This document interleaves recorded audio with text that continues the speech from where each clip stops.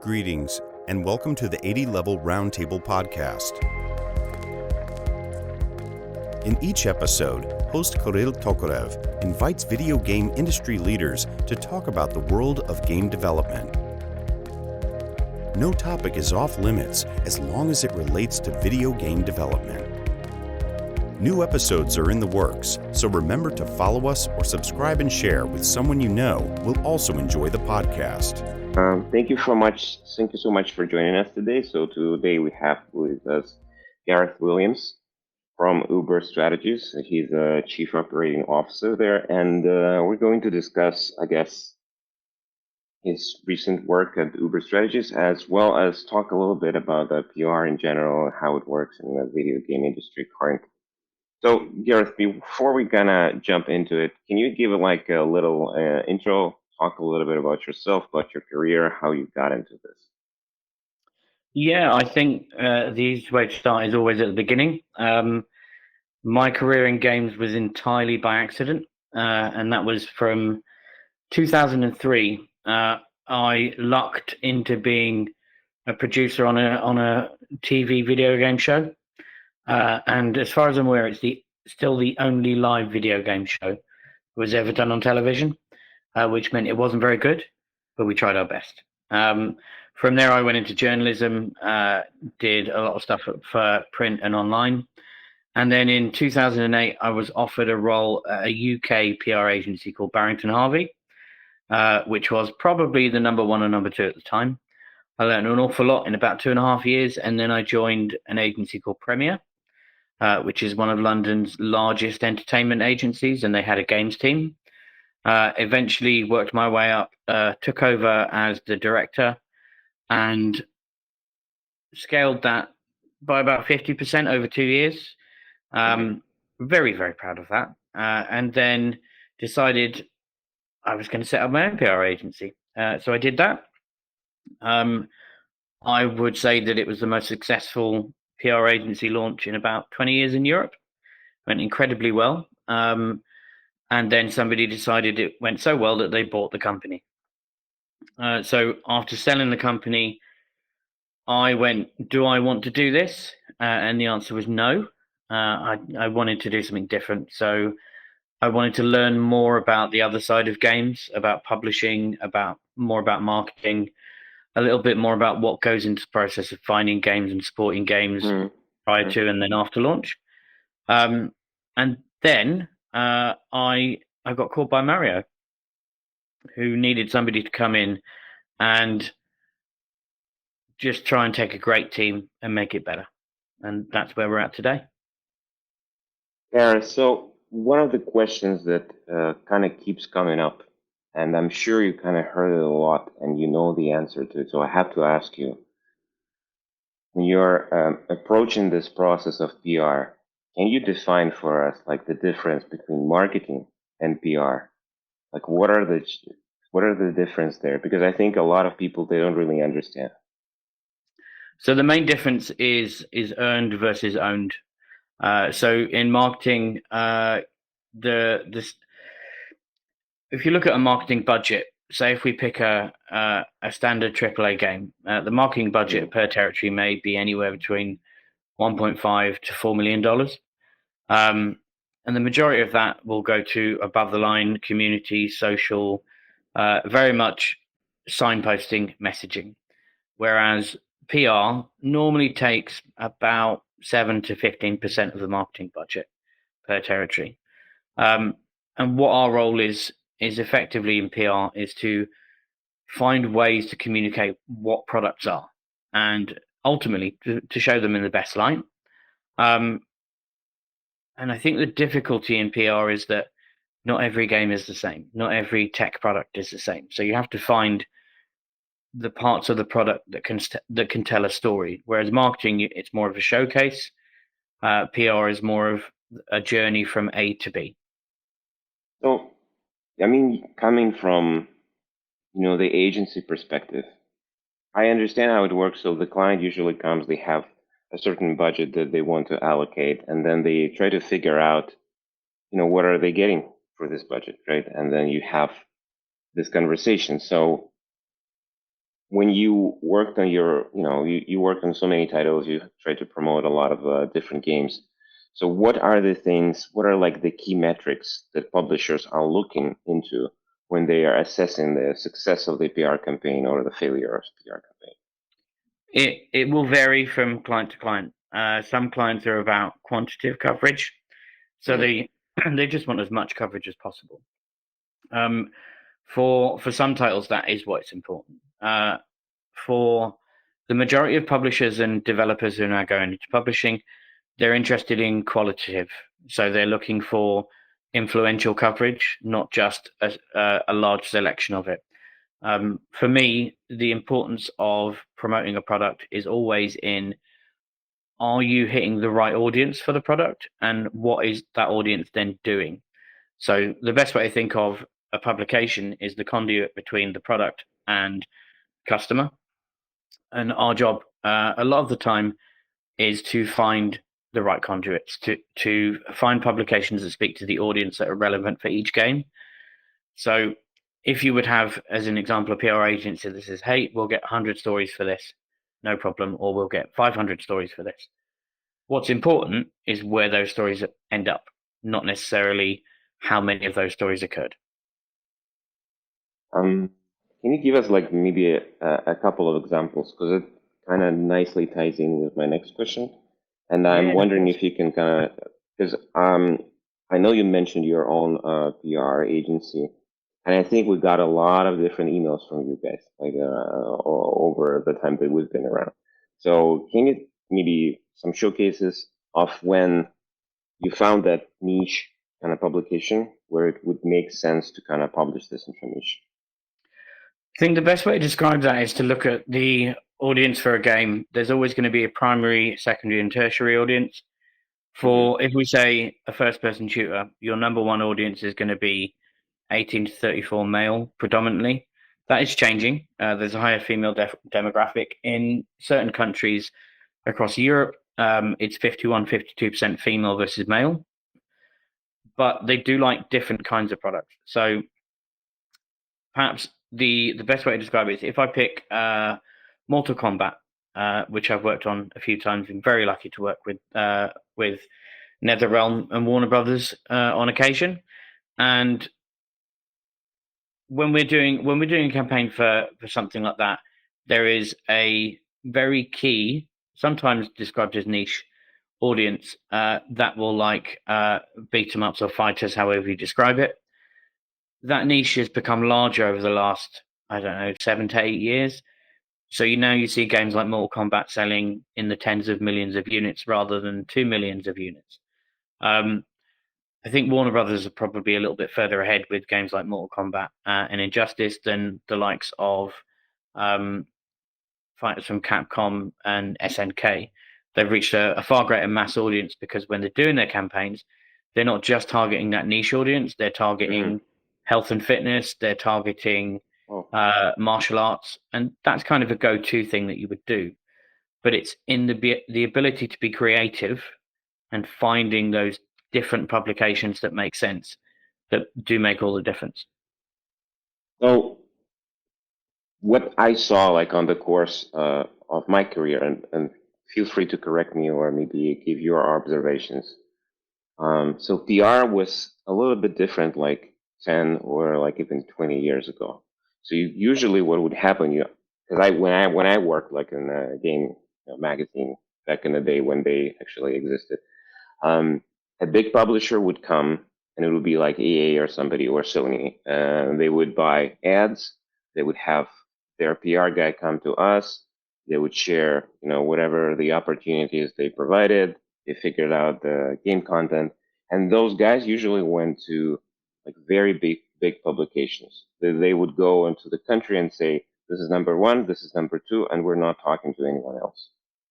Yeah. What I see right now is that this completely changed. And even if like you're a small media, but you have this dedicated audience, you can start a conversation. There are companies, however, who are like, we're not really into that, and they just want to kind of push the kind of message that they want to push, and they don't want to have any other outside conversations. But on the other side, I saw companies like Sony, especially Microsoft, being more open, kind of having more conversations, discussing different topics and covering not just the stuff that they want to cover, like the release of a new game or whatever, right? But also talking more about like the culture, talking about the production process and all those kind of little elements of the game that we haven't seen before. So do you see this happening? And if so, why do you think this is going on? So there's a few reasons. So you touched on two things very specifically there that are important to note. In the past 5 years, the kind of advertising that publications will run online has changed from pre-booked skyscraper takeovers, all that kind of stuff, to programmatic advertising, which is where the majority of income comes from. So what that's led to is a race for search traffic. So you'll see specific articles that are updated over time with new product added in, rather than doing a best headsets of December 2021. There'll be a best headsets of 2021, and that article is designed specifically for search. So on every publication that we work with, there'll be some key search terms that they're looking for to rank highly on excuse me, Google or somewhere similar. Because of that, there is less time and space to write about other games. So part of our job, and one thing that ÜberStrategist I think does really well, is the pitch, which is kind of a lost art in PR. As you say, 10 years ago, I've done this as well. I worked on games like Batman, Arkham Asylum, Arkham City. All I needed to do was go and see IGN, GameSpot, all the games magazines, and my job would be done because everybody else would write about it anyway. And it becomes about management of a campaign rather than curating of it. That has changed over time because we're competing with everything else that a publication wants to write about to do with search, and there are less staff at each publication. So there's less time to write about indie games, and that's where we kind of come into our best, as it were, in pitching, making people aware of product, and finding reasons for them to cover it. And that's where perhaps you might not have a pitch specifically about a game, but something's related to a game, or to find ways to fit into certain lists that do get pushed for SEO, that kind of thing. So that's important.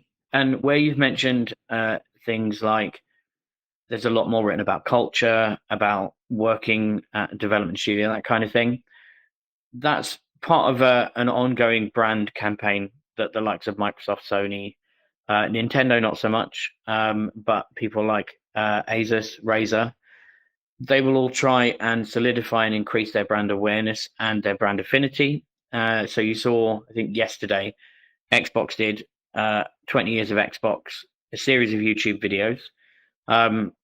Now they posted it to Xbox Wire, so anybody that's registered can see it, and people that go onto Xbox.com can see, oh look, here's the history of Xbox over 20 years. And that's content they've created themselves, so it's effectively it's owned content. There will have been an investment for that in terms of how much money they spent on the creation of those, time as well. But what you've seen over the last few years is, much with social media, brands have become more tribal. So you're more likely to have PlayStation fans commenting on a story than Xbox fans, because there are more PlayStation fans. Xbox fans might be a smaller element of it, but they are more vocal in support of what Xbox does because they feel like Xbox is making the effort. Whereas Sony fans are like, we've got the best console. It doesn't matter what games come out, they will always say, we have the best console. And both Sony and Microsoft specifically are constantly working to increase and expand their brand affinity and awareness. So I'm gonna come back to this one, but I want to touch like the smaller players, smaller clients in this field, because like with a Little Dog PR, you worked a lot with indie games, and I know we got a lot of pitches, and there were really pitches, so that it wasn't just kind of like, hey, there's this game, write about it. There would be like the whole story about the development, there would be a story about the developers, and there was a certain angle that was kind of tried to be pushed, but we do have a lot of kind of readers who are building their own game, and they don't really know how to do any of the marketing, any of the PR. And one of the questions that we get a lot is, how do I organize my press kit? Like, what should I add into my press kit? What I shouldn't add into my press kit? How should it be organized? And how should it be delivered? Can you kind of give and share some advice on how we should organize that part of this? And is it even important right now?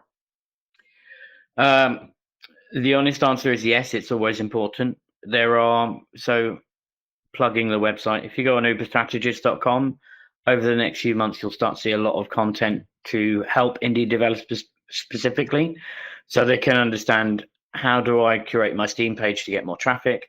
How do I entice people more using artwork? How do I engage the community on Twitter, Instagram, TikTok, etc., etc.? The difficult thing is that all of these things are important, and they're important to do as soon as you can to grow that community. So before you even try and sell a game, you need to find people that are interested in it.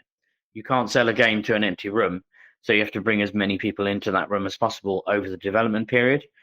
The more transparent that developers are, and the more happy they are to show the development process, the more the community will buy in. And I think from a press kit perspective, from a press kit perspective, there are lots of tools out there to help you do that. Do press kit from Rami Ismail. That's really, there isn't a better start to give you than that, to be honest. It tells you everything you need, from corporate logos through to key art, screenshots, which you should always have as many of as possible. Everything that you need is kind of contained in there, and it gives you a really good head start. The first time you want to interact with press or influencers, you need that press kit ready to go. If it's not ready to go, you'll get far less coverage. It's as simple as that. Usually with those press kits is, as press, I get a lot of them. I get like 100 emails every day. And a lot of those are, they're just pitches for new game and so on. So are there things or kinds of media content that you suggest adding into the email that you think generate more interest from the press? Like, for example, a video. Would a video work better than a still image? Is it necessary to add a logo there? Maybe, should it be a long email? Should it be a short email? Should it be, on a template, or just, somebody writing down something? How would you approach this if you were sending out those things? So if I'm a developer, I would do a couple of things before I sent the email. Firstly, have a look on the websites you're interested in getting the coverage, and look at who is covering the kind of game that you've got. So specifically looking at the individual journalists that are covering indie games, or if you've got a deck battler, look at the coverage they've done before and who's done it. And those are your targets before you go anywhere. You can try and develop a big long list, but what you're doing is just, in PR we call it spray and pray, and we're just hoping that something lands. So before you even get to the pitch, make sure you've got the right person. You're always going to have better success if you are targeting the right people than just sending out an email to 200 people, of which 11 people are actually interested. When you get to the email itself, email is about 10 years behind the internet, so it's all still based on tables, which is unfortunate, which means however you write an email, it's going to be different in iMail versus Outlook versus Gmail. So keep it as simple as you can, and it doesn't need to be an essay. What you need to do is grab the attention of the member of the press in either the headline or in the preview text. So keep those short and to the point. When you are writing the pitch itself, with any luck, you're already targeting the people that are interested. So tell them why they should be interested. And that could be, I've got a deck builder, and you've covered this deck builder and this deck builder, and I really liked what you said about this, which is why I think you're going to like my game, because it does that. So the more that you find out about the people that you are going to pitch to, the easier the pitch is going to be. And if you're pitching to 30 people, it's going to be a time suck, but write to them individually. Yes, you can mail merge and put people's names in at the top of an email and make it a 2-minute job. But actually, if you talk to individual people, and explain why they are going to be interested in your game, that's going to get you 100 times better results than just going, hey, insert name, I've got this game. Yeah. This is why you'll like it. Other key things I would say is when it comes to video, you can embed a video thumbnail, but you can't embed a video. So they're always going to need to click somewhere. If you want to give them a visual representation really quickly, get yourself an animated GIF or two of key bits of gameplay that you think will stand out and stick them at the top of the email, because that's going to grab their attention straight away as soon as they open it. The number two things that people click on in emails, number one is a video. Number two is your store page. So whenever you start interacting with anybody from press or influencer standpoint, make sure that if you've got a Steam page, everything's up to date. You've got news stories, interaction with community, that it's all there ready for the press to look at, because they are starting to use store pages a lot more for reference. Mm-hmm. I also saw, like, with store pages, that when the game is not released yet, everybody's kind of encouraging. The main call to action is to wishlist it. Yeah. Especially on Steam. You just need to add put it on wishlist, and it's gonna it generates better sales at the end, much better than if you would just go subscribe to a newsletter or something.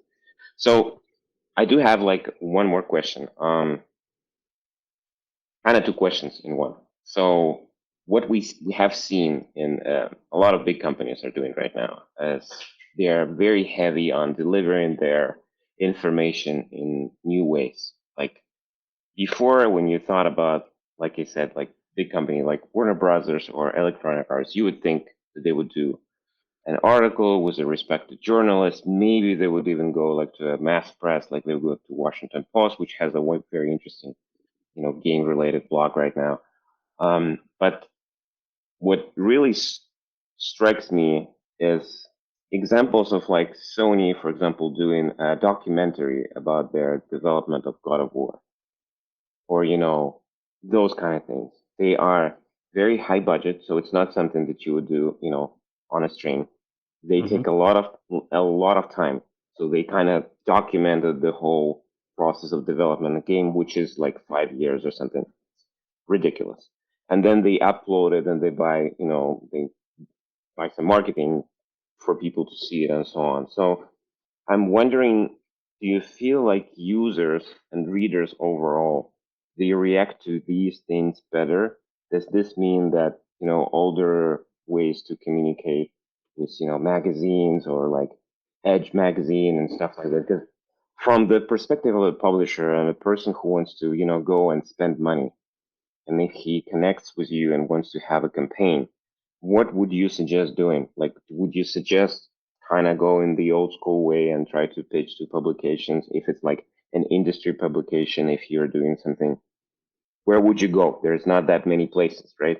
If you are more a B2C brand, would you consider advising doing some kind of documentary and opening up, and maybe not a documentary, but maybe some other kind of more hip and new way to interact with users? What would be your recommendations? So if you look at, we've already talked about how PR changes, and it's pretty much every 2 years. If I would send out a developer diary series, let's say 3 videos, 4 or 5 years ago, no problem, they get picked up. If I do it now, there's less pickup, and the reason is there's less audience engaged with that content. And part of that reason is that Microsoft and Sony are making these big budget, high impact pieces. Now, the reason they're doing that is control the message that they're putting out and the assets that they're sharing. So where you might think 20, 30 years ago, you would do an interview and that interview would only be done on the basis of copy approval, that would mean that the person who's giving the interview could approve or reject certain quotes within a story. Now, that's normal in journalism versus PR, as an example. Within games, everybody has a little bit more wariness of what PR does and what journalists do. The role of PR is to support journalists and influencers, and to support companies in raising the profile of either themselves, their brand, or the product. It's as simple as that. When it comes to smaller development studios or smaller publishers, the budgets required to pull something off can be found, but the difficulty is the audience isn't there. So unless you've got a kick-ass social media team or a person, or you've got somebody that is on Reddit and Imgur building a community as soon as possible, you're not going to have the impact with that kind of asset. While it's a great asset, your money's probably better spent elsewhere. You can do low budget development diaries and have the same impact with the audience you're targeting than Sony might have with a $500,000 documentary, because that documentary, as an example, is targeting God of War fans and PlayStation 5 fans. That's the only targets they're interested for those videos. They're interested in for those videos. Gareth, And they've spent $500,000. Sorry to interrupt. I have a question. So Yeah, why the existing users? Why the existing God of War fans and PlayStation fans? Why not target new users? Like, what is the reason behind it? This is like community support. Like, it's a lot of money, right? It's I don't simply understand. Like, economics of scale. If you're looking at a God of War is a big budget first party title for Sony. It is a game that will sell PlayStation 5s because it looks incredible. The majority of people buy into a platform based on what it can do, not what it can play. However, the hardcore base of any platform, where it's Switch, PlayStation 5, Xbox Series S and X, is based on those with the highest brand affinity and those that will buy the majority of products that company will put out. So if you've got 5 million people that bought God of War, if you're targeting those 5 million people, that you're probably going to get 50 to 60% of them buying the sequel to that game straight away. If you're targeting outside of that group, it's a much harder sell. It's still something that you can do, where you can say, what's the story of this game? How can I promote it in a way that people that haven't been into the series before will get into the series and will want to play? But the highest impact, quickest return is always the current audience. Gotcha. So I have one more question. Sorry, I mean, it's been going on, so I hope you still have time.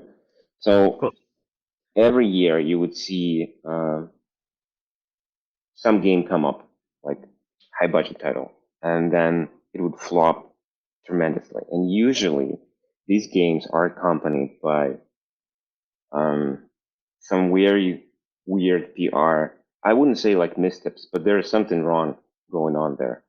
Like, and I can go like forever, but for example, like we had the Call of Duty game a couple of years ago where they would push out an announcement where the guy would be, putting the slider and the dog would open the mouse. It got like, countless dislikes on, YouTube, for example. Yep. You would see a game. I guess it's a little bit of a different example, but you would see a company like Sony again, and they're doing a mass campaign for The Last of Us Part 2. And that got, hammered for other reasons. So my question here is not to kind of comment on the existing things, but maybe you could give some advice on how to avoid those mistakes, how to make sure that, your PR message and the game, they work together, and not to have a situation where you release some visuals or screenshots. You said that you need to have as many screenshots as possible, but I come like from games like back way, when I don't want to talk about it. But there used to be a practice like in the early 2000s where the guys would just go and they would Photoshop a screenshot. They would have like zero, content. They would Photoshop a couple of screenshots and put them online. And then they would try to very hard to make sure that the game at least, looks something like the screenshot. And that would cause a huge backlash and a huge scandal and all that stuff. So this is just one of the things that you shouldn't do. But maybe there are some other things that you consider it is not a very good practice and you should avoid. I think so. Where you talk about the bigger games, they're using those tactics simply to stand out and get some mass media appeal, because they want to become a retail event, not just a digital event. And it's very hard to do without lots and lots of money. And there's a lot less risk involved at that kind of scale. I think the thing to remember as well is each of these larger companies that release games that don't perform well, they know they're not going to perform well before launch. So what you'll find is that marketing budgets get reallocated, spend that was going to be somewhere is taken and put to another product. The amount of communication that's done from PR agencies to journalists or from publishers to journalists will change because they know that they've got to put their priorities in elsewhere. So there are I still have a Nintendo DS cartridge of a game that was finished in 2004 and never got released because of licensing issues. I got it reviewed at 86% in Edge, and nobody ever got to play it. I've got games I got sent originally as a journalist, God of War, on the PlayStation 2, and Sony didn't know if it was any good. So they asked a few journalists to look at it 6 months before release and say, are we invested in this game? Is it worth that investment? We're not sure. And my response simply, I'm going to shorten the 3 pages that I wrote for it, but I was like, this is a great game. Have confidence in this. Now, I wasn't the only one that said that. There were like 8 to 10 people worldwide that did that. And that changed the marketing that Sony did based on how they thought it would be received by the consumer and by the press. For those that don't have the budget to do that kind of stuff, the things to remember more than anything is people are engaged with your product, whether it's a game or a piece of technology, based on their want and need for it. Where you mentioned earlier, Photoshop screenshots, effectively they're target renders. So one stage in the campaign of a game, you would say, this is what we're going to look like when we release, but we've actually got a load of work to do before then. I would say to ignore that and go in the opposite direction. The more interaction that you have with community, press, and influencers with in development product, the higher the interest you're going to get, because you don't have the budget to compete. You don't have the resources and teams and people to compete with the likes of EA, et cetera, et cetera. So be proud of the product that you're making. And the more that you involve the community, the more they'll feel like they're involved in the development of that game. And that's a really useful and powerful thing in the age of social media. It may be very much this way or that way, and there's nothing really in the middle. But if you start getting a small but growing community going, and then you begin to grow that with the help of other developers who like supporting each other, I would worry about sharing assets more frequently with the community than spending money and time building expensive assets that may not deliver what you need. Gareth, to kind of wrap it up, if I'm a developer or a publisher and I want to kind of go and start selling my title or promoting it, what are the advantages that a dedicated PR agency give to you? Like, how does it stand if I just go and start buying traffic on Facebook, or I'm gonna create, give my copywriter my idea, this is gonna write something, my vision, and it's gonna go and put it on Facebook or somewhere, or I can go and contact influencers somewhere, pay him a lot of money, he's gonna talk about my game or stream my game. Where does the PR agency come in this play, and how do you guys, what's the competitive advantage over like all the other stuff, or all the other kind of ways that they can communicate with the audience? So the best way to say this is a number of things. It's experience. I've been doing this for nearly 20 years. There's plenty of people at ÜberStrategist that are super experienced, lots of knowledge. And that's important because when you work with a PR or a marketing agency, it isn't just their ability to send an email to the right people. It's about the ability to consult and advise you on the best ways to do things, because we work on a lot of product all year round. We see what works, we see what doesn't, we see what changes very quickly. So one of the benefits is knowledge and experience. Another benefit is relationships, because we work on such a wide variety of product. We've already built relationships with the right people for a lot of different genres. So that helps us kind of get to the end goal much quicker than you might if you did it yourself, which is probably the bit that comes in, which is most important to a developer, and that's time. If you're a really small team, for you to do PR and marketing as well as develop the game, it's a full-time job doing the PR and marketing, if not multiple people's full-time jobs. It does take time, it does take effort, and that's where we can help.